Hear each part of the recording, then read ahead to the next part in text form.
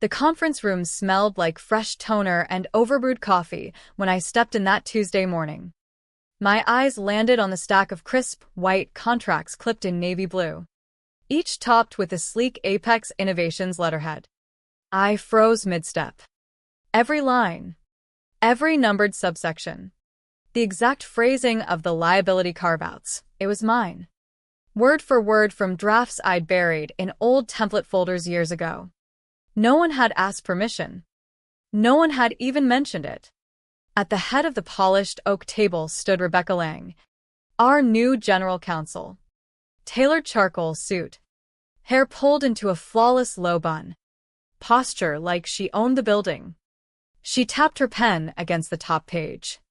"This," she said, voice crisp and confident, "is what modern legal looks like. Clear. Scalable. No more bloated paragraphs that waste everyone's time." I didn't laugh, though the urge rose sharp in my throat. 7 years at Apex Innovations in downtown Chicago had taught me to stay quiet, to let my work speak. I was the one who'd tightened every vendor agreement, every NDA, every non-compete until they held like steel cables, invisible protection wrapped around the company's throat. I never chased the spotlight. I sat in the back during client pitches, fixed problems before they exploded, and made sure no one could slip through the fine print I'd crafted. Rebecca had arrived 3 weeks earlier, like a storm front. Fresh from a fast-rising role at a bigger firm, she announced in her first all-hands that the old templates were overcomplicated relics. Standardization was the future. Uniformity. Shorter documents that looked good in board presentations. She wanted to make her mark fast, and cutting corners was the quickest path. I tried. Once. In that first team meeting, I raised my hand gently and pointed out how certain legacy indemnities protected us across multiple jurisdictions. She smiled the way you smile at a child showing off a finger painting. "That's charming, Sophia. But we're running a business, not preserving artifacts." The room shifted uncomfortably. No one else spoke up. By the end of her first week, the NDAs were redone. Then the licensing agreements. By Friday, she was waving a new non-compete draft in my face. "All staff need to sign the updated version. Same intent. Tighter language." She slid the packet across my desk. I took it home that night because I needed silence to read what she'd done. Page 1 looked standard enough. Mutual consideration. Definitions. 12-month restriction across North America. Page 2 carried forward some phrasing that felt familiar. Mechanical. Mine. Then page 4. My breath caught. Clause 7b. Buried in the enforcement section. Verbatim from a 2021 freelancer template I'd mocked up during a late-night push for short-term project coverage. It capped recoverable damages at $4,875 in cases where enforcement strayed outside original scope. I'd written it half-joking after too much coffee. A ridiculous low ceiling meant to force any competent reviewer to pause and question it. My old manager and I had laughed. Called it the tank of gas clause. It never belonged in an employee non-compete. It was never meant to survive. Rebecca's team had copy-pasted old drafts wholesale. Layered new boilerplate on top without reading the bones. Archives had been wiped for her fresh start. No annotations. No context. Just the clause. Absurd and binding. Sitting there like a live wire. I sat at my kitchen table, the city lights of Chicago glittering beyond the window, and felt something cold settle in my chest. Not anger exactly, something sharper. Recognition. I knew what this was. Rebecca wanted disruption. Quick wins. She figured leadership wouldn't scrutinize details as long as the documents looked cleaner and shorter. The next morning, she called me into her glass-walled office. No chair offered. The contract waited open on her desk. Black pen ready. Sign by end of day, or we discuss termination. Her tone left no room for discussion. I stood there letting silence stretch. She hated silence. People like Rebecca thrived on forward motion, on never pausing long enough for questions to surface. I picked up the pen, flipped to page 4, and drew one clean underline beneath clause 7b. Intentional. Visible. She blinked. "What are you doing?" "Just confirming scope," I said evenly. "Since we're being efficient." She shifted, recalibrating. I signed where marked, slid the packet back, and left without another word. Word traveled fast. By afternoon, associates avoided my eyes. One whispered sorry like I had a terminal diagnosis. I wasn't dying. I was simply done pretending. They thought the contract protected them. They didn't realize I had designed the very trap they were walking into. That evening I stayed late after most of the floor emptied. The new unified template sat open on my screen, cleaner, shorter, bullet-heavy, but riddled with gaps. No escalation protocols for multi-state issues. Missing reverse indemnities. Cross-jurisdictional carve-outs stripped away. And then Clause 7b again. The reference to a non-existent section 2 still intact. The typo untouched. They had Frankensteined old pieces without checking if the parts still fit. I leaned back and stared at the ceiling, thinking about how many other documents Rebecca had modernized the same way. The arrogance of overwriting years of careful work without reading it. Legal malpractice wearing the mask of productivity. Because I had signed deliberately, underlined with full awareness. They couldn't later claim ignorance. The trap was set. All they had to do was step in it. Of course they would try to enforce it. Apex was too large, too proud. When I quietly accepted an offer from a boutique consultancy across the loop handling emerging tech clients, the letter came fast. Cease and desist. Corporate indignation dripping from every line. They demanded I stop all client-facing work. Threatened remedies. I didn't panic. I forwarded our firm's counsel a scanned copy of the exact contract they'd sent. Clause 7b highlighted in yellow. Subject line, response, relevant provision. 10 minutes later the reply, "Is this real?" I answered simply, "As real as their oversight." The legal team attached the highlighted contract and sent back one line. "Please clarify how claimed damages exceed the cap in Clause 7b." No further response arrived that day. Or the next. I focused on work.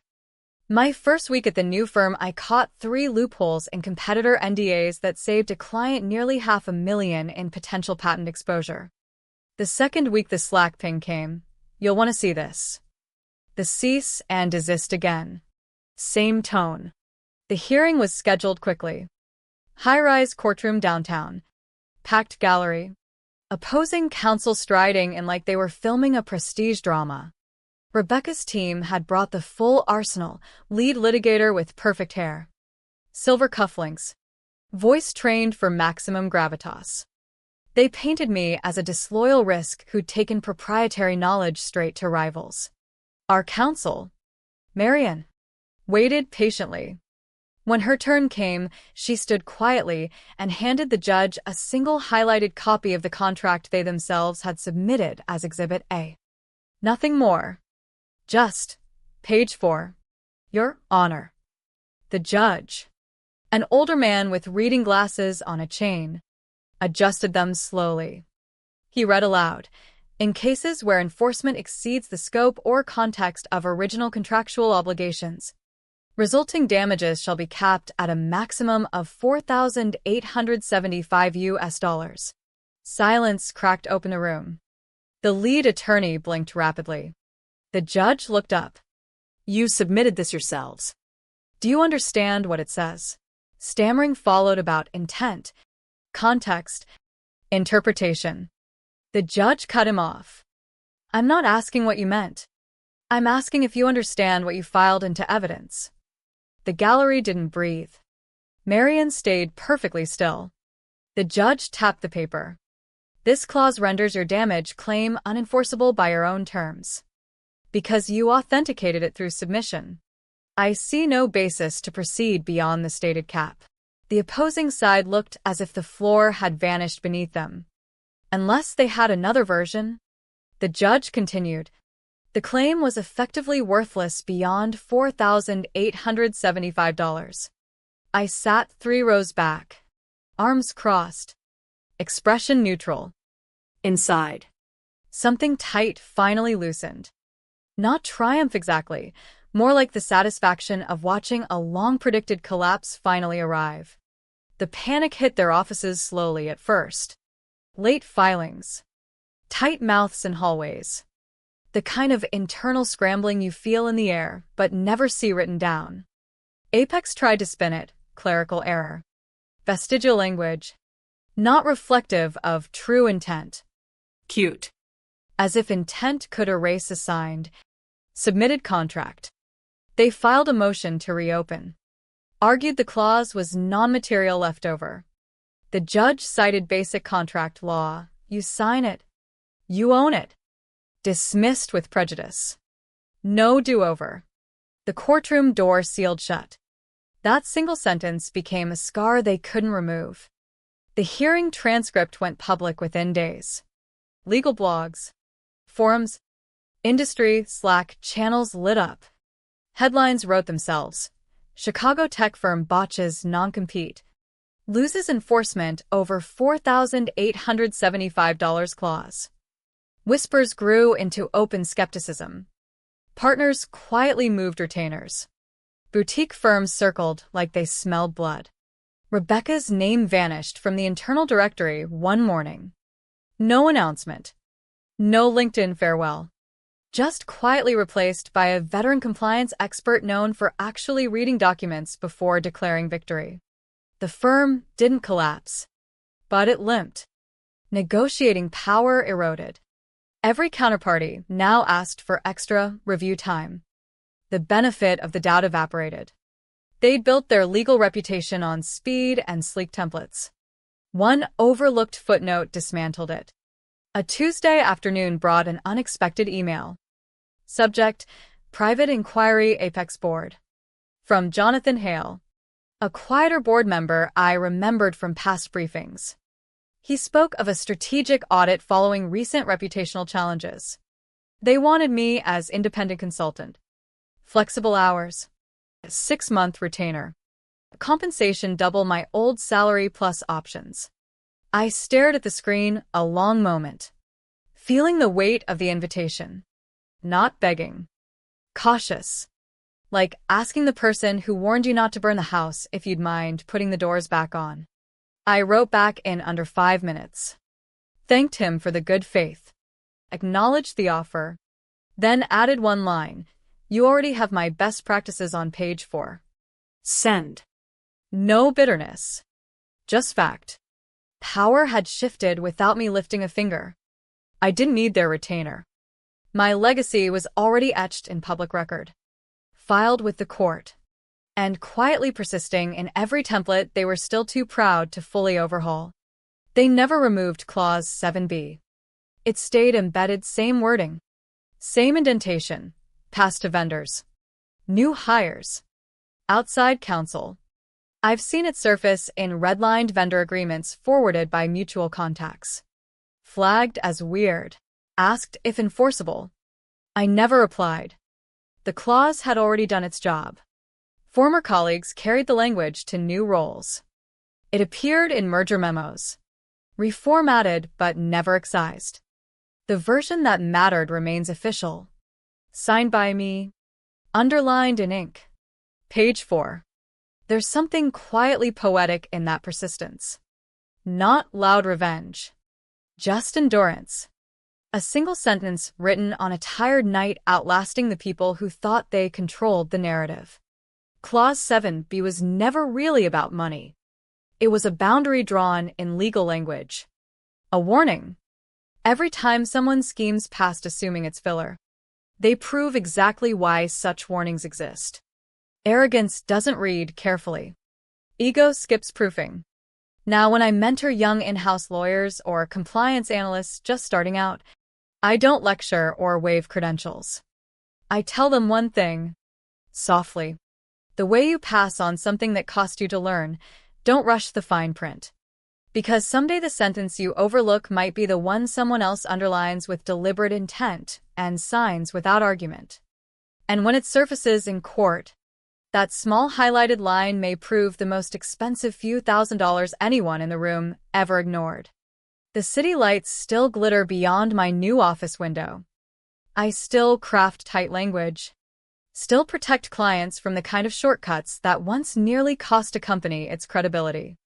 But I do it with the memory of that conference room, that crisp stack of contracts, and the quiet satisfaction of watching a single overlooked clause do exactly what it was designed, however accidentally, to do. Some mistakes don't explode. They linger. They echo in boardrooms and court transcripts long after the people who made them have moved on. And sometimes the most powerful correction isn't loud. It's simply letting the document speak for itself.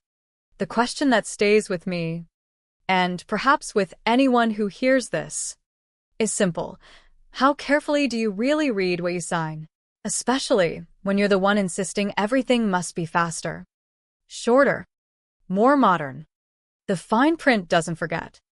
And neither, it turns out, does the person who wrote it.